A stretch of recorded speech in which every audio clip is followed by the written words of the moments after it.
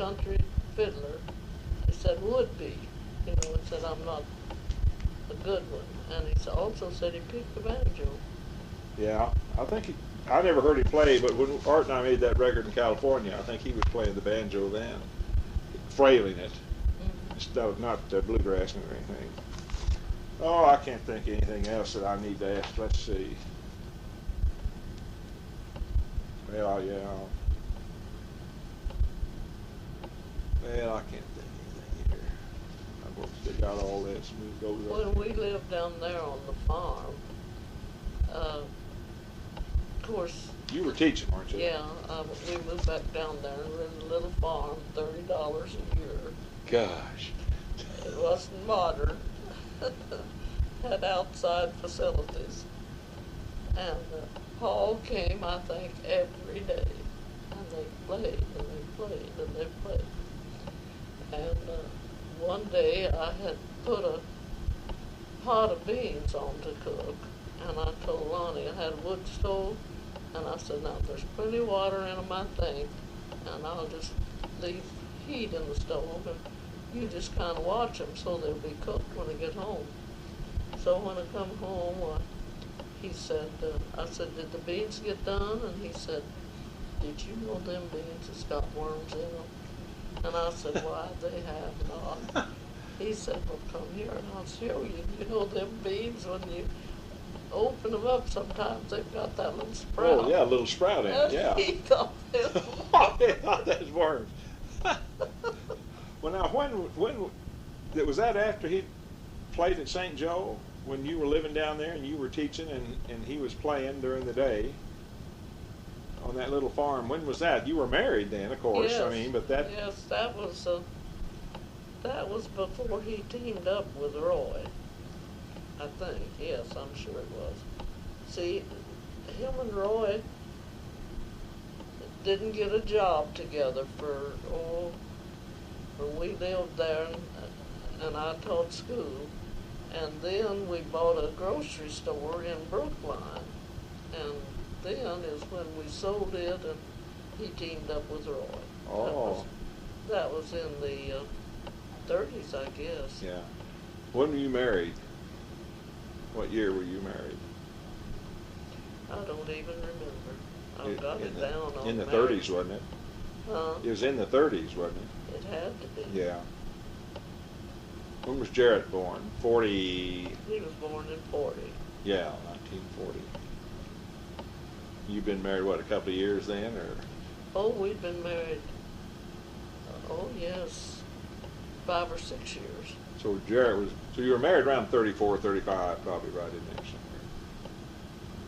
Well, then, he was in St. Joe then, but was he still working at the packing plant and on radio then, or both, or what? When he took you back up to St. Joe with him? Well, after we were married, why, he went to work back in the Swiss packing plant. Yeah. And I don't remember how long. Anyway, we didn't stay long till he'd be moving on looking for a radio job. Yeah. You went on over to Yankton, didn't you? Yes. Okay, and then at Yankton, that's when you came back to Ludi, or Yeah. Ludi, where you were?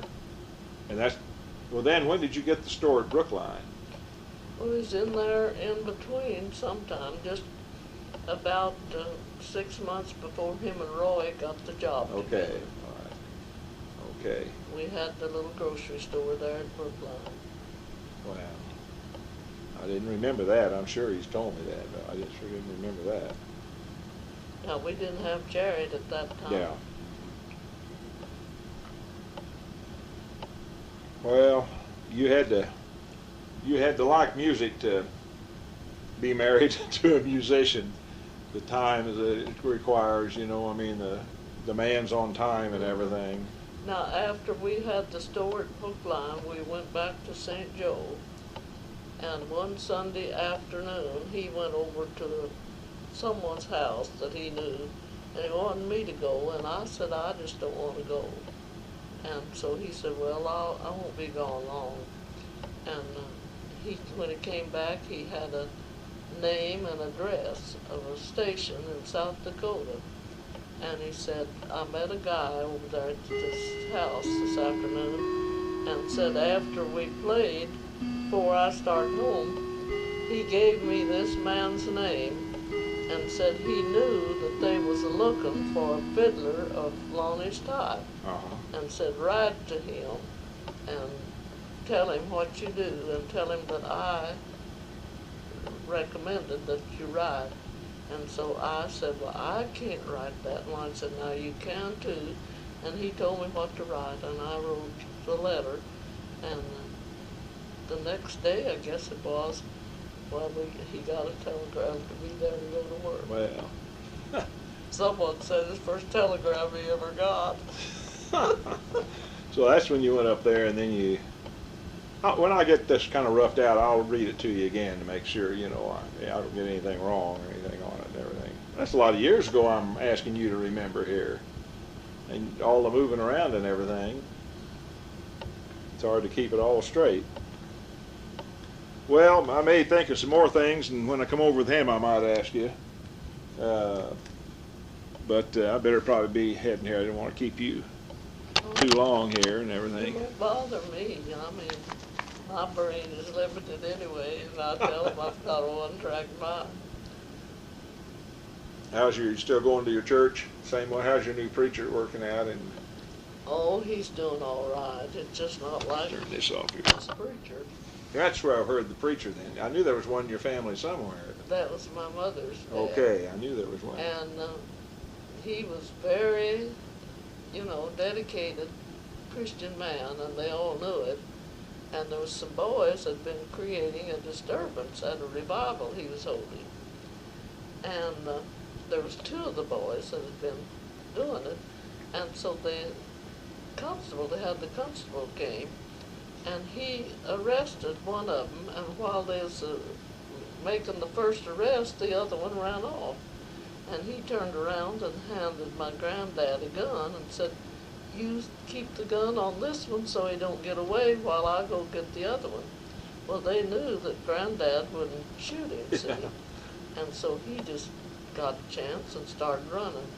And Granddad said, halt, halt, halt in the name of the law. And they just kept going. They just gone down and said, go thy way, but sin no more. Did you ever go to any protracted meetings and everything when you were growing up? Did I what? Go to any protracted meetings? Oh, Lord, yes. Yes. And boy, they used to have them of a daytime for 2 weeks. Yeah. And preaching of a day and of a night too.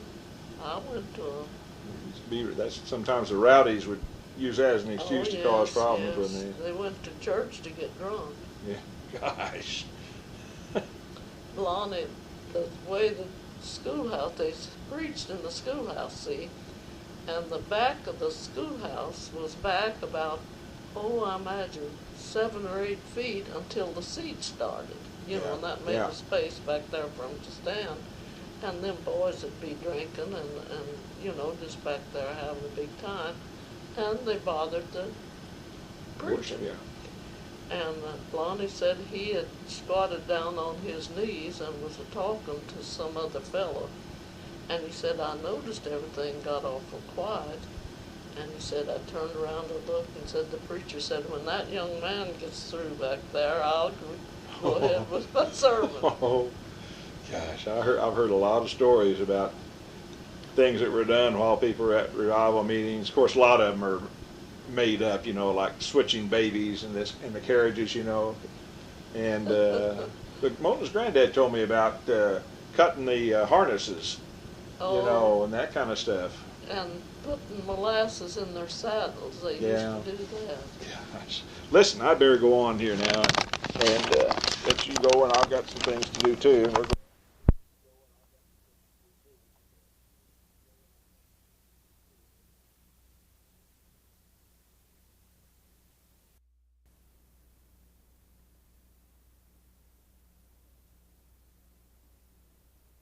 Still on school bus the next morning, and there stood that station wagon beside the road, just demolished.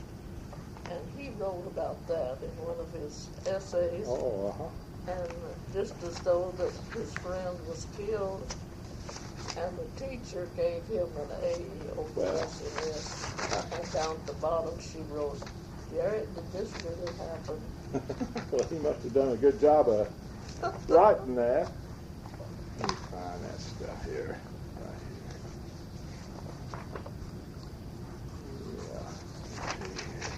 here. Yeah, here's my notes I wanted to find I'm out. getting ready to go up to D.C. I told you, didn't I? No. I'm going to on Thursday before Christmas. Oh, well, that'll be good. I may be going back again. I'm not sure. They call me. They have to wait and see whether they're going to have it or not. Here's my notes. I'm just looking for a bunch of little notes I have. Stuff about it. Now, what do you know? What was, first of all,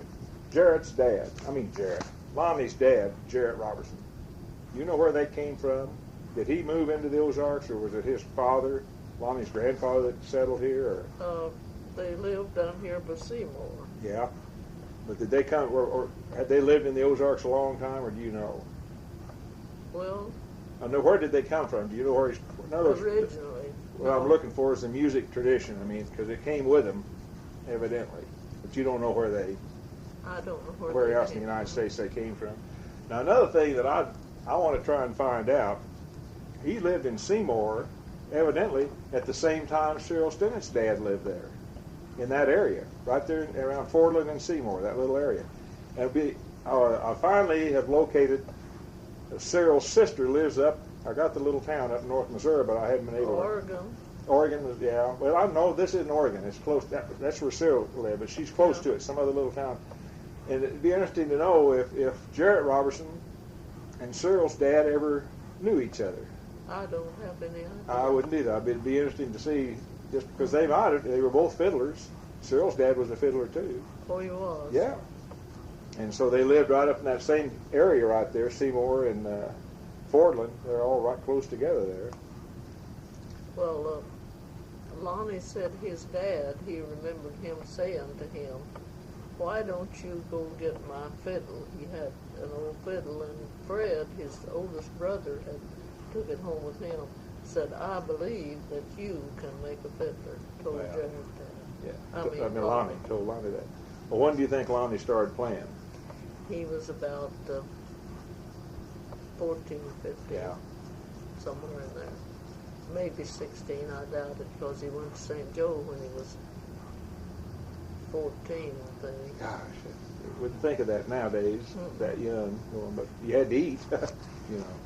Well, he didn't really play much down there, really, before 14, did he, for square dances or anything? No.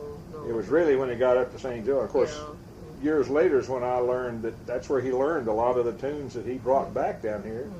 And of course, I'd always thought they were Ozarks tunes, but they weren't. They were ones he learned up there. He picked guitar at first for an old fiddler. His name was Blankenship, was his last name. And Lonnie said, "Boy, I listened to those tunes he played and tried to learn every one." Was that up at St. Joe? Yeah. When he was working at the packing plant? Yeah. Yeah.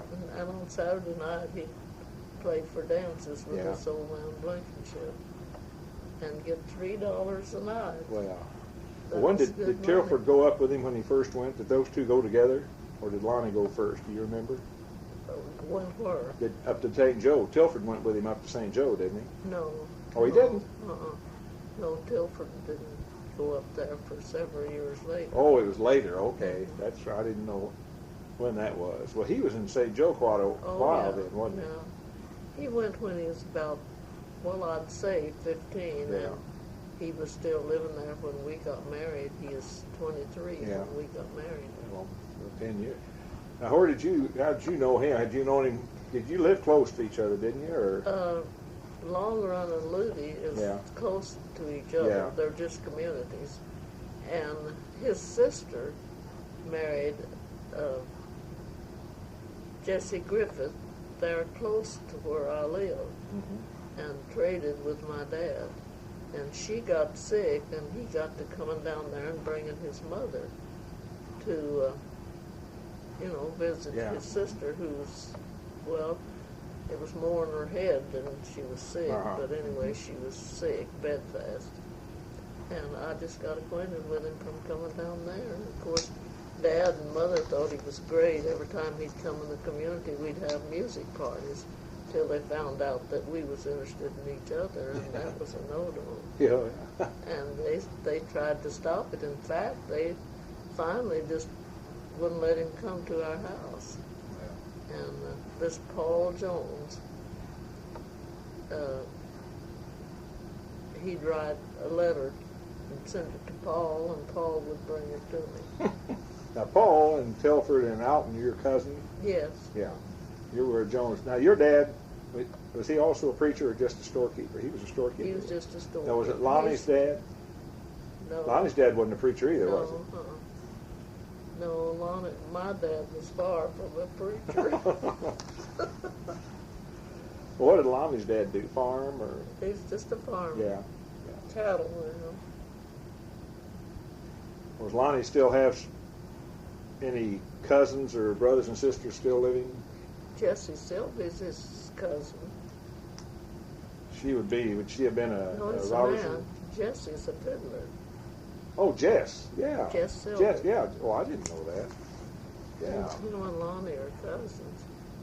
Jessie's dad and Lonnie's mother were brother and sisters. Oh, okay. So he'd know about the Robertson family probably if I saw him sometime and asked him about where they came from. I'm just curious to know in other words, where the music came from. Was it Scotch Irish or what part of it? Did they come from Tennessee or Kentucky? I imagine they were Scotch Irish. Yeah. That was what they were, but I should know, but I get the Joneses and the Robertsons mixed up, but I think they came from Ohio.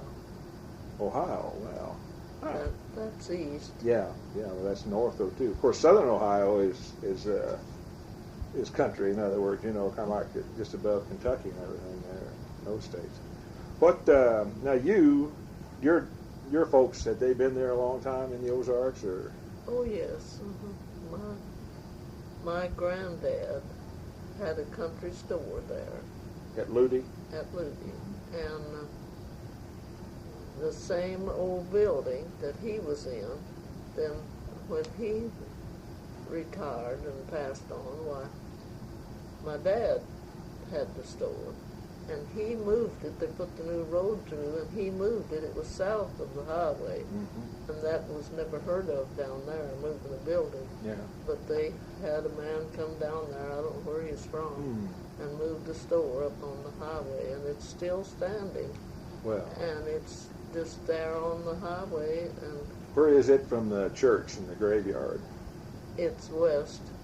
West. You know where Ledbetter Store is? Well, no, but next time I drive down there, I'm going to make a point Well, to. that's the same building. I guess Hoper's still in it. I'm not sure. He's not much of a merchant anymore. Yeah. Well, time to change there. Anyway, Ludi was Ludi at that time, and they call it Theodosia now because the lake backed up and covered Theodosia. Why they changed the post office to Theodosia, I don't know.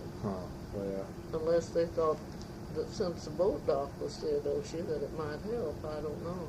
Well, you went to school down there. At Ludi. At Ludi. Did you go to college any to get your teaching? No, I went one semester to Gainesville. Yeah. I went 2 years. At that time, they had what they called a Job High School. I know what there they are. at Theodosia, and I got 2 years. Then I went one, whatever you call it, to Gainesville. Was there an academy there? Yes, in high school. Oh, high school, okay. And I got another year of high school, and then I went to Ava and finished and graduated at Ava. The high school at Ava? Well. In 1929. And then you got your teaching degree then? Yeah. Or certificate, If you could pass the teacher's test, well, you could teach then without college. Yeah. And my sister got a second grade certificate, and I had a third grade certificate. But I raised it to second grade, and I was getting as much money as she did, $70 a month. Oh, gosh. Your first, where'd you teach then? I know that barefoot you taught there, didn't you? I taught there 3 years. Yeah, no, that's the one close to where Glendale and Paul live, isn't it? Yeah. Uh-huh. I was going by. That's a house now. I mean, somebody lives in it. Yes. And then I taught at Ludy one year, and I taught, I guess, 2 or 3 years at Theodosia. Holbert's wife was teaching down there, and we had left down there, Lonnie and me, but we went back down there, and she was pregnant and was going to have to give her school up, and they wanted me to finish her term. So he went on down in Kentucky, where Roy McGeorge was, and left me there to teach that school. Oh. And when that school was out, well, they wanted me to teach the next year, and I went ahead and taught the next year there at Theodosia. Well, now that was, yeah, I went, all right, so listen, first though, he was in St. Joe, and then he came back and you got married. Yes, we eloped. Okay. And then you went back up with him to St. Joe, didn't you, or was he at St. Joe? We lived in St. Joe when we got married. Yeah, that's what I mean. For a few years. Uh-huh. And then we moved back down there, and that's when I taught school. Okay. All right. And he had teamed up with Roy McGeorge then, or was going to? No, or? well, he met Roy in Yankton, South Dakota. Yeah. And I was up there with him at the time.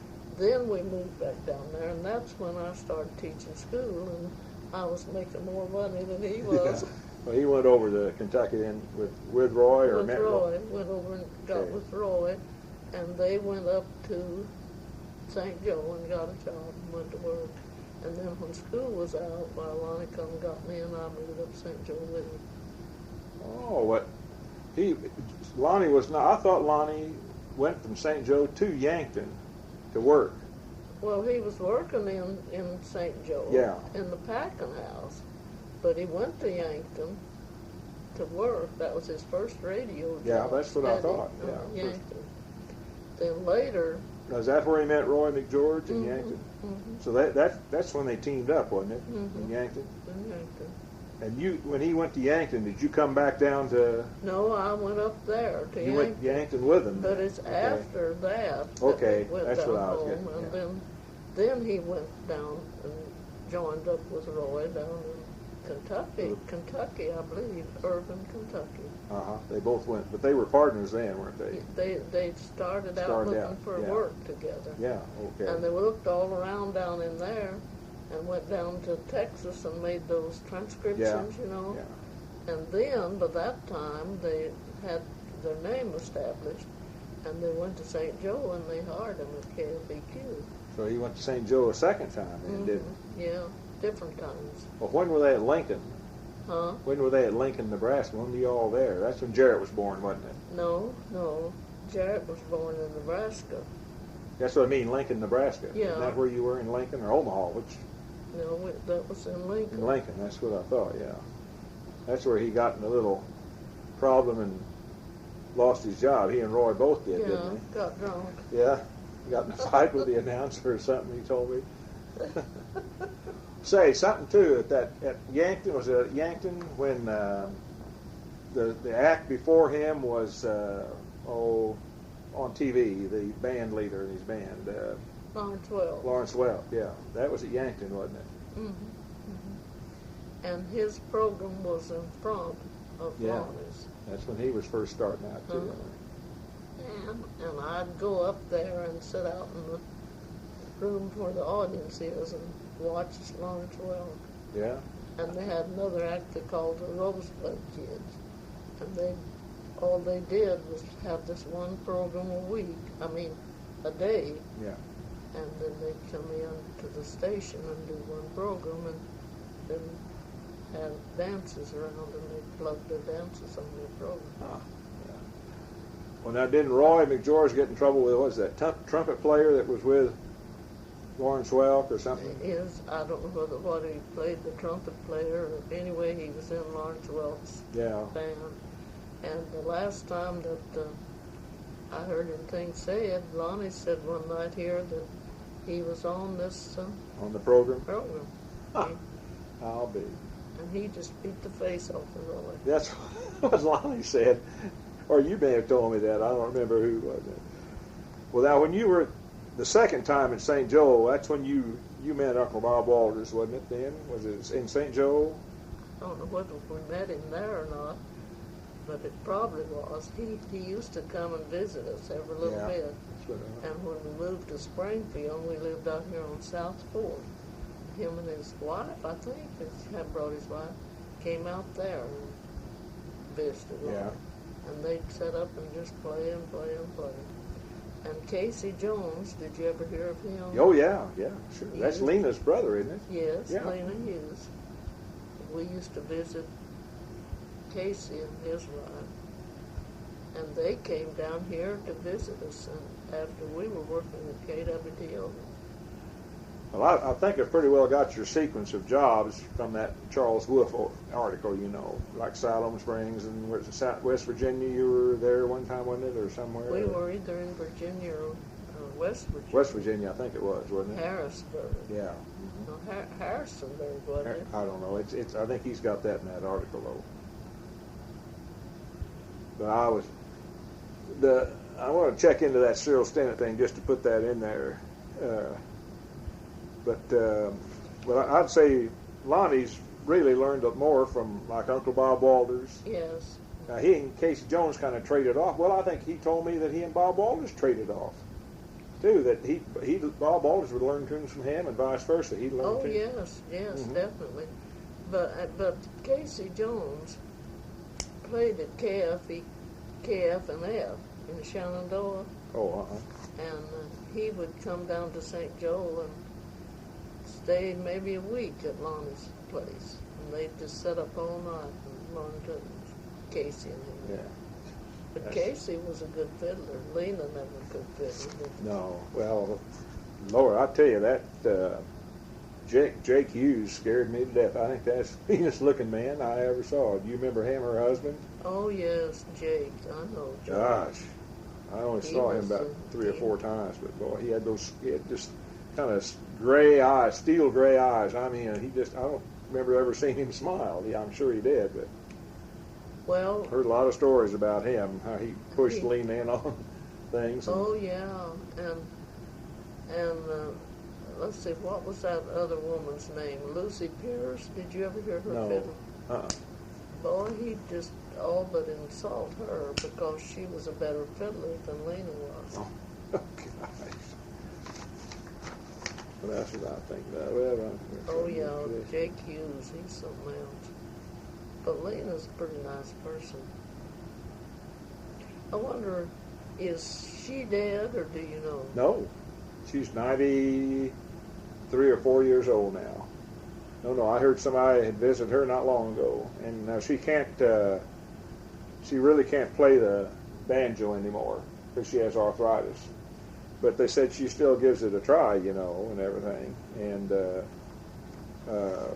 but she's getting up there. I never did like her banjo, but and I guess it's because I didn't care for banjo. And, Well, she really wasn't that flashy about it, you know. I mean, she just kind of claw-hammered it a little bit there, or frailed it, whatever you call it.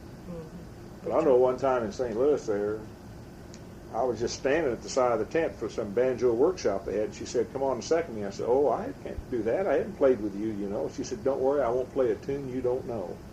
Well, it's like Lonnie changing the words of the. I hadn't even heard the things she played, but they were pretty straight. But I kind of just held my guitar back from the microphone, so it kept me out of trouble. I liked her. She seemed like a nice. Always seemed real nice. Lena was all right. Yeah.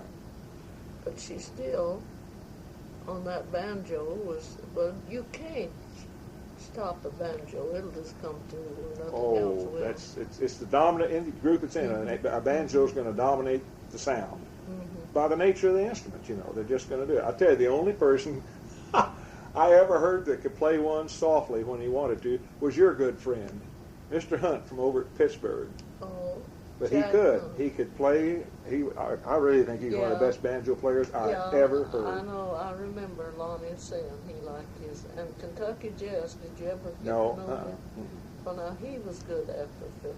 He picked the banjos. So many of them just drowned out and what the was fiddle. that fiddler? I mean, that banjo picker that played all those waltzes and things up in Yankton, South Dakota. Was he the one that joined them for a while? They had a banjo player with them for a while. He and Roy McGeorge. They were a trio there for a while. I can't remember. No, that was John. What was his name? I've got it in here. I did have it. I've got that. They did a good trio work. John was a really Homer Davenport. No, Homer Davenport didn't sing with them. No, but I mean played with them. Oh yeah. Boys from the Hills, it was called. That was in Yeah. Lincoln, KFAB in Lincoln. Yes. I'm looking. I've got a copy of that article of Charles Wolf. I was looking. I remember there was a picture in there that showed that. Well, I hadn't heard about that other banjo player then. John, something you say, or that Homer Davenport could pick tunes as good as anybody you ever heard. Huh. But for Gordon after the fiddle, I don't remember much about him. But just this is for me, not for these liner notes or anything, but I've always wanted to have you talk about when you taught school, any kind of interesting things that happened back then, or that are so different from today, you know, and everything. But you've told me over the years a few stories of, or at music parties, or at play parties, or something. You know, you've told me some stories that were. But I can't remember what it was unless it was Gordon Peacock. Well, no, that wasn't it. I don't think. You was with me down there when he told him that I gave him $20. Yeah, I remember that. There's a fire engine going by. And you said, well, maybe he told it so sincere, Thelma, maybe you forgot. I said, gave him $20? That was a half a month's pay. Yeah. I tell you, he's just. Oh, he's something else. Let me tell you, I wouldn't want to. He got awful. Paul's the one I wish I could have gotten on my good recorder with some good fiddling, because I really think he was a good fiddler. They said he got to be pretty good. You Yeah. see, he played with Lonnie over the years. Yeah. Well, he played guitar for him, didn't he? Mhm. Yeah. He was good, but he had that awkward lick. You know what I mean? This thumb. Yeah, that chomp kind of. Yeah. Yeah. Well, you can hear him on those 45s, you know. He's second there and everything. Well, then you came, let's see, well, you came to KWTO. Where'd you retire from? Was it here when you retired? Retired in Pittsburgh, Kansas. That's right. You went over to Pittsburgh, didn't you? That was your last professional Yes. playing and everything. And then you moved back down to Theodosia. Mm-hmm. Built that motel. Built that motel, Hazy Hills, wasn't it? No. Well, where'd Lonnie get that name? I always had the idea that he named it after that motel, Hazy Hills Waltz, that he did. Caney Mountain. Oh, that was the name of the. Of his record. No, the Hazy Hills Waltz. Of the tune he played. Yeah. Where'd he get that name? I always thought that was the name of your motel. No, it was just Lonnie and Thelma's motel. Oh, Lonnie and okay. Thelma's court. Okay. Well, I'm glad you told me that then, because I've had it down that was named after you. That's what you called your tourist court. No, it was just Oh. Lonnie and Thelma's court. Well. But Hazy Hills, that was a tune he made. Yeah, I knew that, but the name's what I was thinking then. Well, that's good. I'm glad I asked you that. Well, how long did you have the motel down there before you moved up here? You came up here in the 60s, didn't you? I don't know. We sold it, and they didn't. Oh, We went down there, and it was unlocked, and they were gone, and they was about 3 months behind. Yeah. And Lonnie said, well, now we keep all our furniture and everything in there, you know. Said so. We went over to Gainesville and was talking to that Hewtown Harlan. Said repossess it. Said here's your contract. And they missed one payment. Yeah. So you can take it back. So that's what we did. Oh, we took yeah. it back. Yeah. you know, you would have lost everything. And then you stayed there a little while longer running it again. Yes, we went back and, oh, I don't know how long we was there. We went back. Now that's when he made the 45s, wasn't it? Mm-hmm. Down there. And Billy Durham was where he got some of his records, Yeah. small ones, and they called them, one of the tunes that he played so much was Durham's Bull. Durham's Bull, yeah. And then's when he made the little records, and he always said that was a big mistake, making little records. Well, they're going to use some of them on this reissue they're going to do. Yeah. I don't know which ones we've decided on, but I pretty well made up a record. Now, they're going to be CDs now. Won't be on LPs anymore. They're going to be on those little discs, little CD discs.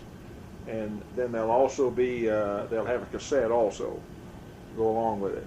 I mean, because either or, you know. And they'll put 25 tunes on there. And then they're going to use, I've got some good recordings on my tapes when I got that Marantz recorder, you know, or no, my Panasonic's what I used to bring over here. Is a good stereo, and he thinks those are good enough. Oh, he had that, we'll just call it, there's one waltz in B flat and F that he did, a real pretty thing. What was the name of it? He didn't have a name for it. And then he did, there were about 6 tunes that were his that he didn't have names for. Well, now, Maple Sugar, that's one that he played. Yeah, but he's named that one. These are ones he had no name for. name. One of them, you know, I think we'll call one of them, there's a little reel, I guess you'd call it, about the speed of it, or maybe the waltz. Maybe call it the long run waltz or the long run reel. But I think I'll pick some names like Ludi might not sound too good for a fiddle tune. But long run or one of those that sound all right, you know. So we'll figure those out. Now he had another tune that I've got to call Alton. I think he told me that he learned it from Alton, and he always called it a little rag in C. You remember